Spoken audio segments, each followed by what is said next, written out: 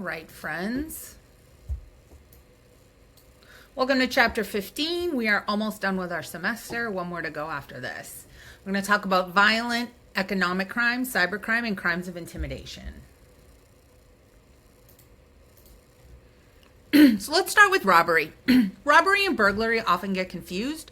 Burglary is the breaking and entering of a dwelling with the intent to commit a felony while inside. It doesn't have to be a theft. It can be any felony. Robbery is both a property crime and a personal or violent crime. It involves a threat of force and a face-to-face or face-to-back confrontation, like an in-person confrontation. So when people come home and say they were robbed, but no one was in the house, you weren't robbed. A home invasion is a burglary and a robbery together. So a robbery is the taking or attempting to take anything of value from the care, custody, or control of a person or persons by force or threat of force or violence, or by putting the victim in fear. So it involves some sort of direct contact between victim and offender and a threat or use of force. So if I were to pickpocket you, that is not always a robbery, although in Massachusetts and in a few states, a minority of the states, it is considered a robbery as well. So in terms of robbery, it accounts for about 4% of all arrests for economic crimes, but about 35% of violent crimes. And that's just because there are so many economic crimes, and they're not crimes that we hear talked about a lot. You guys might recall, I think we talked at the beginning of the semester about how when we think about crime, there's like, 8-ish big crimes that we think about, and we don't think about a lot of white-collar crimes or nonviolent offenses. Now, the number of robberies reported to the police and therefore the robbery rate have declined in recent years. Now, strong armed robbery is a robbery without a weapon, and that's more likely to result in an injury to the victim. And this is some dated material that I clearly need to update, but hasn't changed that much. Now, bank robberies are just about 2% of all robberies. It's usually a single offender, and violence, the risk of violence increases if the robber loses control. Okay, now a very good friend of mine was a victim of a bank robbery with some pretty serious weapons that were wielded at her first big girl job out of college. She no longer works there. She quit shortly after. Bank procedures are very standardized. There's a lot of rules around, that are there to protect safety and protect the money and protect, the bank tellers. And banks are often, in many places you might work where you could be a victim of a robbery. I worked in a CVS through high school, through the end of high school and all of college. And we were always told, right, and with shoplifters too, not to pursue them, not to chase them down, right? Because our physical safety is paramount. And so generally, tellers are trained to comply quickly, empty the cash drawers, and ensure the safety of employees and customers. So there's a low resistance rate. Offenders are typically arrested soon after. About a third is solved on the same day, and they recover about 20% of the take. Now, there's amateur bank offenders. They usually are folks who have not been convicted of a robbery in the past. It's fulfilling some sort of immediate need, and so it's spur of the moment, done without a lot of planning. And they might continue to do this based on monetary needs. Okay, whereas professionals may have a co-offender, are generally armed. They're going to try to disable surveillance. They're more likely to use a disguise. They're smarter about when they choose to enter the facility. They might use intimidation and physical or verbal threats and be loud and aggressive. Most robbers are single offenders. About 95% of the time they're men, and they're generally young.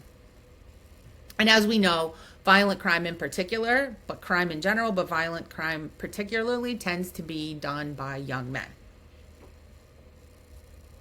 Now, commercial robberies are robberies that take place where goods are bought and sold. So that would be like your CVS, convenience store, gas station. This is about 13% of robberies. About 2.5% are gas stations. 5% are convenience stores. Fast food is also a preferred target. It's open late. It's often staffed by teenagers, often cash near a highway, which is going to produce an easy and fast getaway. 2/3 of robberies are current or former employees in these sort of places. Now, street robberies are probably what you think of when you think about getting robbed, right? Or you think about a mugging. These happen on streets and highways, generally in urban, highly populated areas. So, for us, for our campus, right, we have the Common and the Public Garden right up the street. And so robberies do happen there pretty frequently. This is more opportunistic rather than planned. People are just kind of like looking for an opportunity and then take it when it presents itself. Now, majority of offenders are not planning their robbery. They have a pressing need for cash, and that is generally to support an impulsive lifestyle, right? So drugs, things of that sort of nature. A pressing need for money, maybe a bill. Now, there are folks who rob in groups, and these would be more professional robbers. And there's several themes here. One is dominance, and this is where a group of offenders attempts to control their victims completely. They're going to bring weapons to the scene, threats, bind and gag their victims. Submission is where they allow the victim to make an effort to be in control, and they're not forceful or assertive. Cooperation or cooperative ones are where they obtain cooperation from the victim using a single act of violence or by brandishing a weapon. And then hostility includes exactly what it sounds like, some aggressive violence, producing a hostile reaction from victims. Offenders are reckless. Now, moving on to cybercrime. Cybercrime is, newer. It's not super new, right? But it's newer when you think about things like, sex crimes, murder, right? These are offenses that have just been in existence forever, right? Cybercrime generally involves some type of computer system, whether that's your phone, some type of electronic device, your laptop, a computer, right? And generally, it involves traditional forms of crime. It's just the methods of committing those crimes are different, okay? So I'm sure you're all familiar with the dark web. These are underground websites. We can't Google them and find them. They often need like some sort of password to get into them, and they allow people to engage in illegal activities. Now, probably the most well-known one is the Silk Road, where you could get all kinds of criminal services, okay? These are crimes that require special expertise. Like there are people who study this in college, study this for their master's degree, right? We have a minor here that's digital forensic science, which is less about fighting cybercrime and more about like how are people using electronic devices as part of other crimes. And so technically cyber crimes, right? But really much more focused on what kind of evidence is left behind on your phone, your CarPlay, your laptop, your iPad, whatever electronic devices you have. And so people need special training in order to do this, not only to retrieve that data and that information, but to investigate it, okay? And generally, most cities and towns are not going to have officers trained in this because it's just not going to be a worthwhile investment for them because they're not going to have enough of it reported to them. So these are going to be things that are often investigated by federal law enforcement that's had an opportunity to develop an expertise. Now, these include things like, right, having your data breached. I don't know if any of you guys use any of these apps. I have several apps on my phone, but I think the iPhone also does it natively, right? Like if you log into something and your password has already appeared on the internet somewhere, it will often warn you to change your password. You may have also gotten a letter in the mail at some point saying that your personal data has been compromised. I've gotten several of these letters. Target had a problem with this. Most concerningly, there were two big federal issues that you could Google if you are interested in learning a little bit more about this. One is where the OPM, the Office of Personnel Management, which manages like hiring and all the data that goes into like a background check when you are going through federal employment process, which doesn't happen for every federal job, but I had applied for federal law enforcement when I was in college. And so I have had an extensive FBI background check. I mean medical information, financial information, personal information about your dating history and where you've lived and who you've lived with, all kinds of stuff. Okay, and I got a letter at one point that there was a breach of that system. They don't know whose information was accessed and whose wasn't, but it's everything from your, like my social security number's already been compromised several times. And then a few years after that, someone had a laptop for work in the back of their car and it was broken into, and the person worked for one of the agencies that manages student loans. So again, your social security number, right? And if I have your social and a couple pieces of identifying information about you, I can open up lines of credit in your name. I can open up, like, I can steal your identity, right? Now there's phishing, vishing, smishing, farming, all these attempts, right? So you guys have probably gotten a phishing email at Fisher before, right? Where someone, it looks like it came from someone inside the college, right? And so you might click on it, you might click on a link. Now, generally the links alone are not sufficient to cause any problems. It's when you start filling out information. So they tell you they have a job and it looks like it came from Meredith Spencer. And you're like, cool, Spencer sent me a job. I'm definitely going to apply. It's probably pretty good. She's probably checked it out already, right? It's good if something looks suspicious to you to not click on the links, and then also to click on not just where it says, not just assume that because it says Meredith Spencer that it's actually me, right? Click on that email address and look for that domain name. You probably have gotten these kind of texts as well, right? Telling you that, like, you need to change your bank password or something along those lines, okay? Some of them are very obviously not real, especially if you get one from a bank that you're like, I don't even have an account there, so this definitely isn't real. But some of them really have mimicked logos very well, okay? Confidence fraud, romance frauds. There's a whole bunch of Netflix documentaries on this that you can watch. These are where people deceive someone into believing that they have a trusting relationship, friend, family, romantic, and then get them to send them money, buy them things, okay? Spoofing, right? So this is like your contact information is deliberately falsified to mislead and appear to be from a legitimate source. I get a lot of these now. I get them for jobs. I don't know where my phone number like ended up, but it ended up somewhere. And I get them for jobs and I think that's probably like mass texting off LinkedIn or something. But you can tell it's someone who hasn't actually read your resume and has just pulled keywords, because it'll be like, let me tell you about this great opportunity. And it's nothing that matches my interests. I've also gotten ones that just say hello. And the first few times I got them, I was like, oh, I bet this is a student who changed their phone number, right? Or someone who changed their phone number. I just don't have a phone number saved, right? And then when you're like, yeah, what? They're like, I have a great opportunity for you, or whatever. Wouldn't it be funny if they actually sounded like that? Credit card fraud, right? So you want to be careful too with, like, you know, sometimes you see something cute for sale on Instagram and it's a website you never heard of, and you should probably not put your credit card in there, because then it's probably going to get used to buy some stuff that is not for you. People attempting to impersonate the government, right? So there was an IRS scam going around for a while.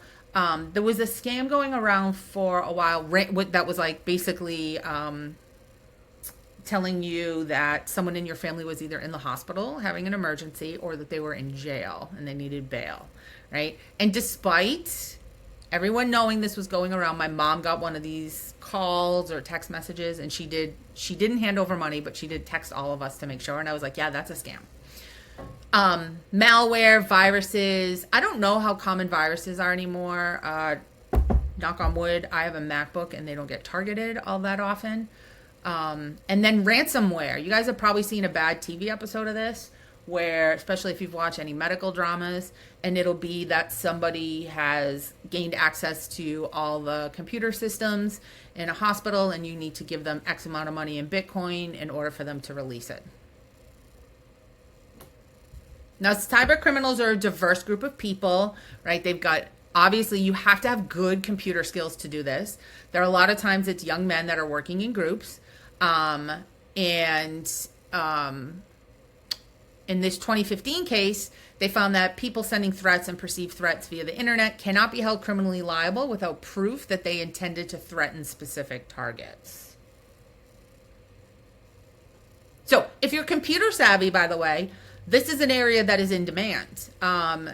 If you are not a digital forensics minor here at the college, while that's not quite cybercrime, but if you have an interest in computers, this is a very up and coming field. The FBI now, when they hire, they're generally not looking for folks that, like, a criminal justice degree is great, but they're looking for you to have something else, dual major, minor in computer forensics, accounting, something along those lines. Stalking. Stalking is a course of conduct directed at a specific person. It's generally a pattern, right? And it's repeated physical, visual proximity. Communication you did not ask for, did not consent to. That could be verbal, written. It could be text messages. It could be DMs, right? That causes somebody to be in fear, and a reasonable person, okay? Now, I think this is the sort of thing that when we see it, we know it, but proving it in court is very hard to do, right? And getting someone convicted of it is very hard to do. Definitions vary immensely from one state to another, but the motives are to control, intimidate, frighten people. Now, California is the first state to enact legislation after the murder of Rebecca Schaefer. I'm writing myself a note because I want to show you guys that 2020, stalking. I think we're on chapter 15. Okay. And they're the first state to enact legislation, and that happens after Rebecca Schaefer's murdered. Rebecca Schaefer's a young actress, and her stalker manages to get her home address and show up at her house. And previously, it was really hard to get any restraining orders if you did not have a prior relationship with the person who was harassing you. Now, today, that is easier to do, okay? And she is eventually, her stalker just shows up at, like, I don't know if she's in like a condo, a townhouse, like kind of thing, and does kill her. 8% of women and 2% of men report being stalked. Most cases last less than a year.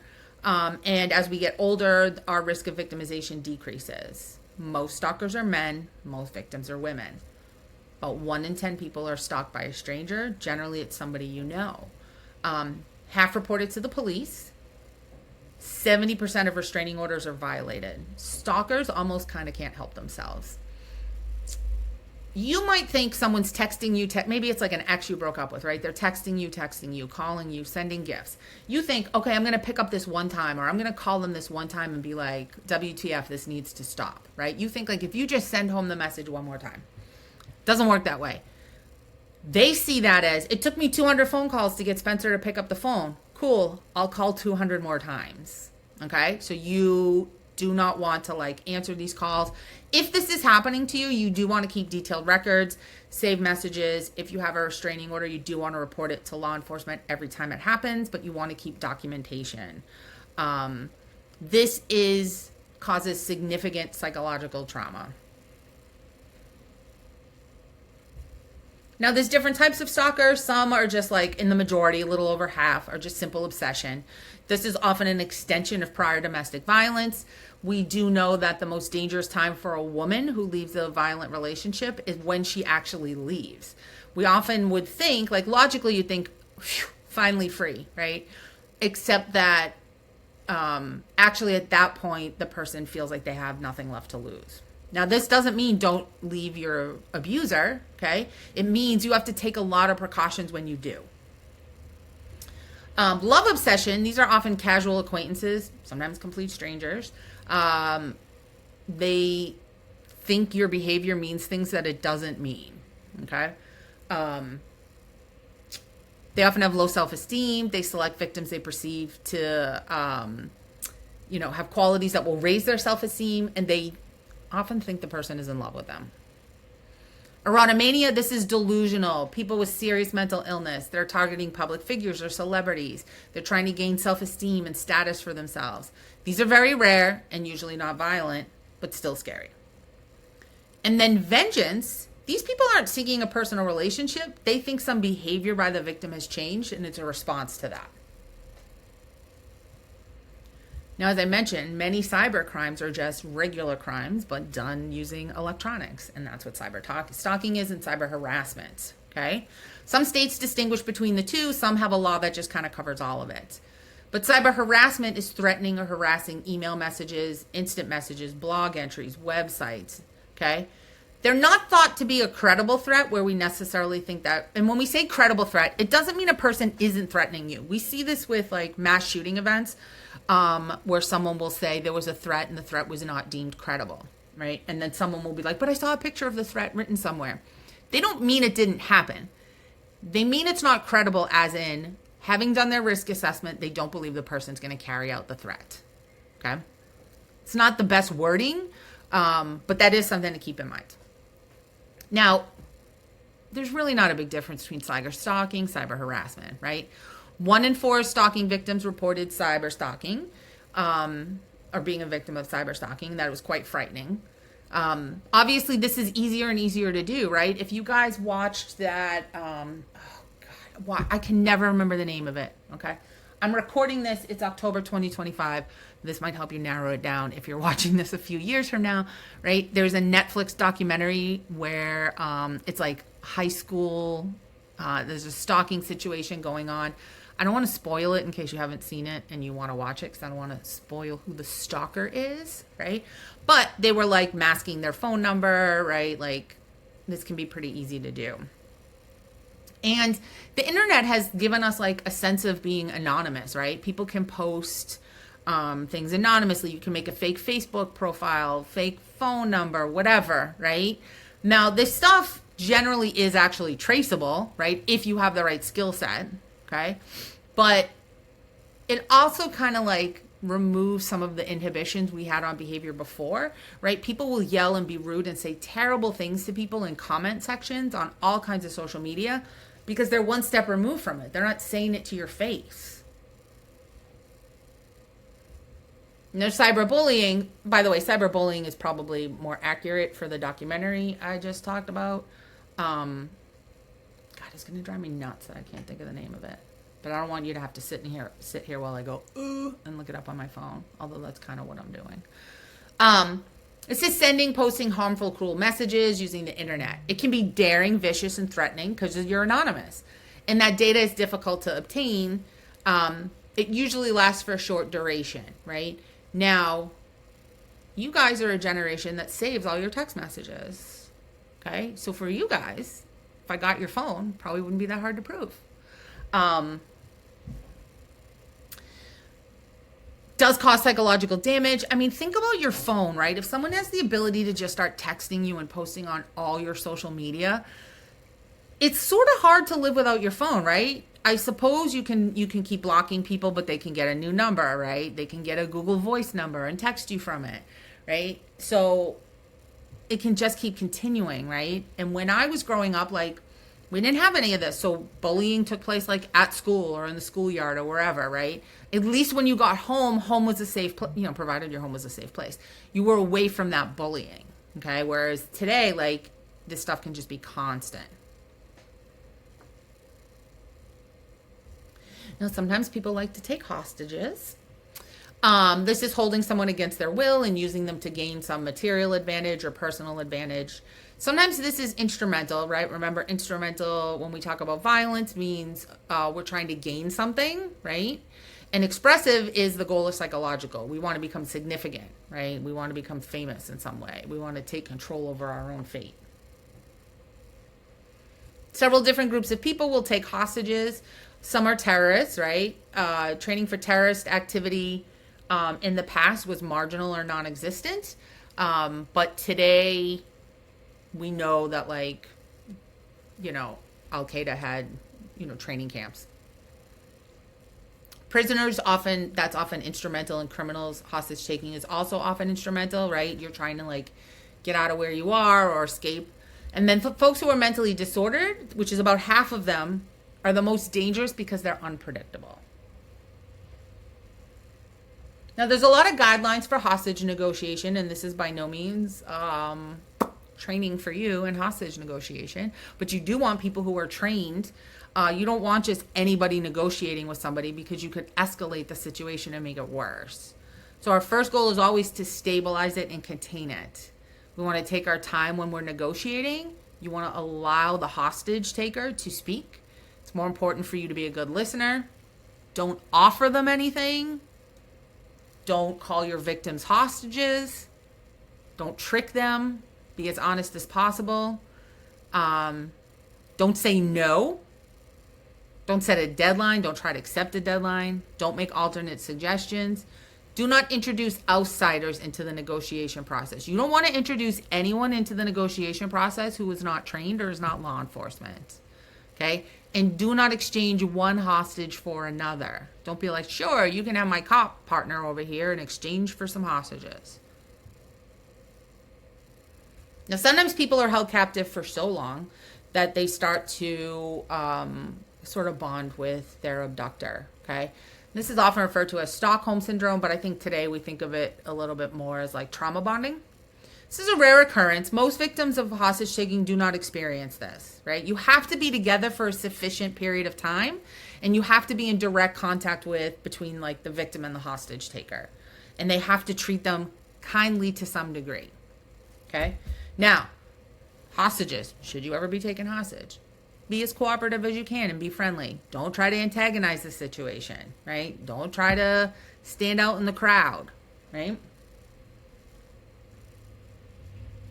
Arson. Arson is the willful, malicious burning or attempting to burn with or without intent to defraud a dwelling, house, public building, motor vehicle, aircraft, or other personal property of someone else.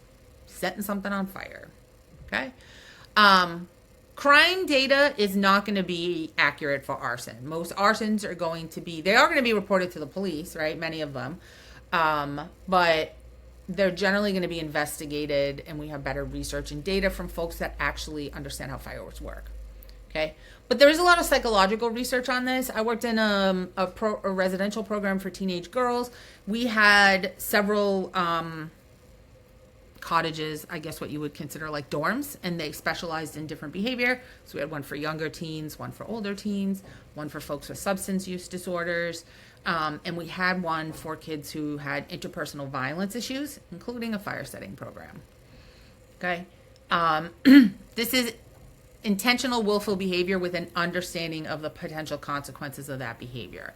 Okay? These offenders are often young men. I should tell you that program that I worked in was all girls. So we had female fire setters. Many of them, though, were an accomplice to a male fire setter. Okay? Those under 18 are about 50% of arrests for arson. Okay? 855 of lost lives. I don't know what year that's from. That looks like a crappy line I wrote. Are children. Okay? Most fires set by kids go undetected and unreported. Now, how does this develop? By the way, you see fire setting behavior in someone when they're young. That is a predictor of later violence. And you want to address that immediately. By immediately, I don't mean grab your kid and yell at them for setting a fire. I mean, if you have a kid who seems like they really like fires, they need therapy. Okay? Now, there's a normal interest in fire, right? I mean, fire's interesting. It's cool. It allows us to like cook meat so that we don't eat meat that's like gross and kills us, right?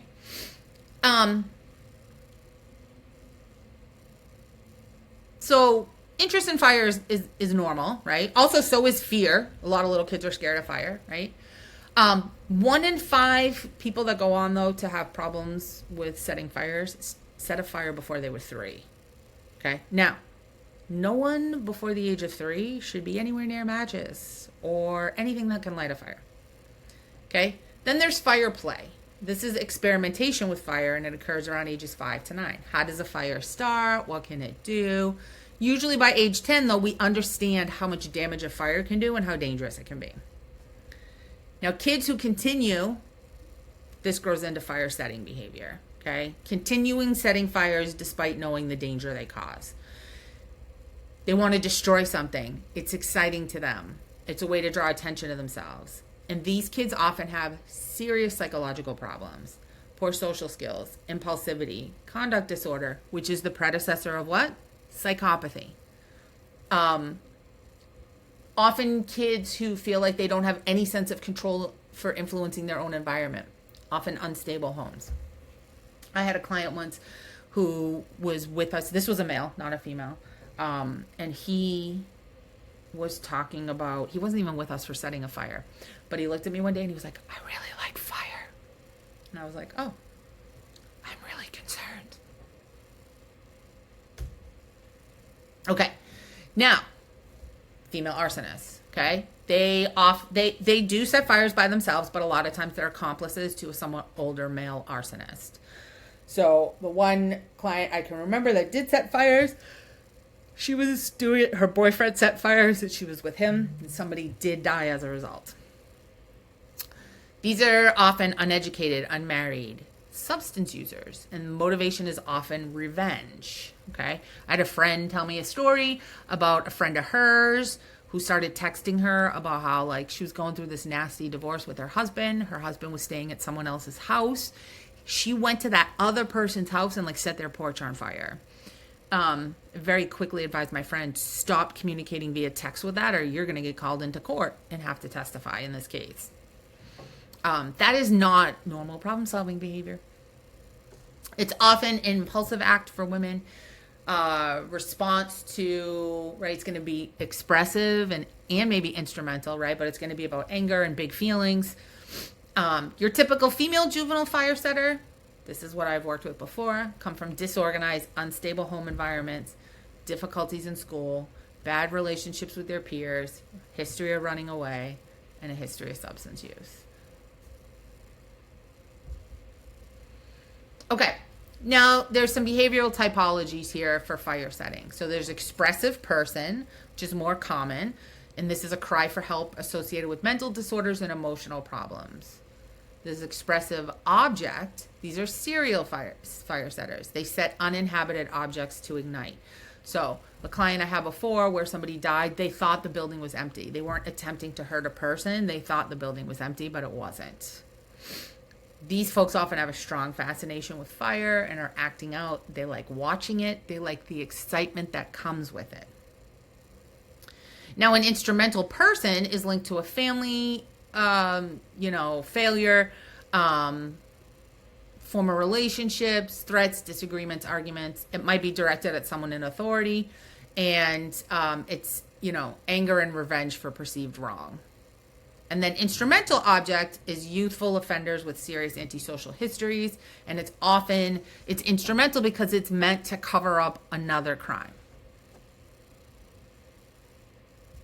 Now, some people have pyromania, which is a disorder of impulse control, right? They experience a buildup of tension, and then once the fire's underway, they experience pleasure or a sense of release. Okay, now this is a small percentage of arsons. Doesn't seem to be a strong factor in terms of explaining fire setting in general. And